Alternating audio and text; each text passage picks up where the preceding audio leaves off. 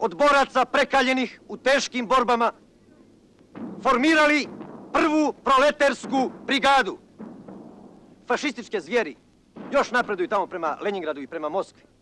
A ovdje kod nas u Jugoslaviji oni i njihove sluge, četnici i ustaše, raspaljuju krvavi bratoubilački rat. Pale tamo naša sela i naše gradove. Ubijaju nejaku i nedužnu djecu, nezaštićenu. Zato prva proleterska brigada mora biti pesnica. Ona mora biti udarna pesnica našeg narodno-oslobodilačkog pokreta. Ona će biti strah i trepet za neprijatelja, fašističkog okupatora i domaće izdajnike.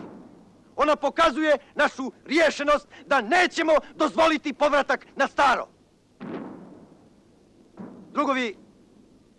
Drugovi proleteri, ja vam moram naročito staviti na srce borbu za bratstvo i jedinstvo svih naših naroda.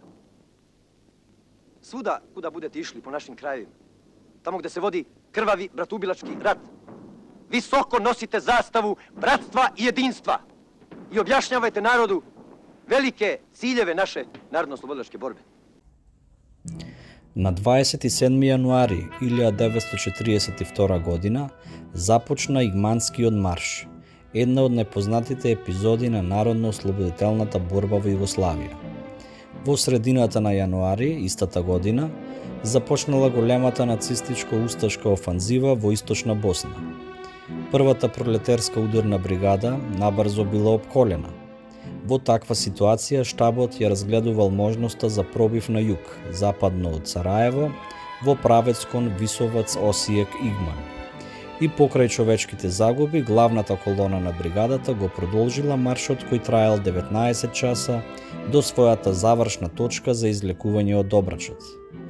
Игманскиот марш набрзо станал мит, поради иницијативата и одлучноста на бригадниот штаб, поради неговата правилна проценка на непријателот и постигнатото изненадување, поради надчовечките напори, издржливоста и дисциплината на партизаните, а најмногу поради херојството на премрзнатите борци за време на тешките операции во болницата во Фоча.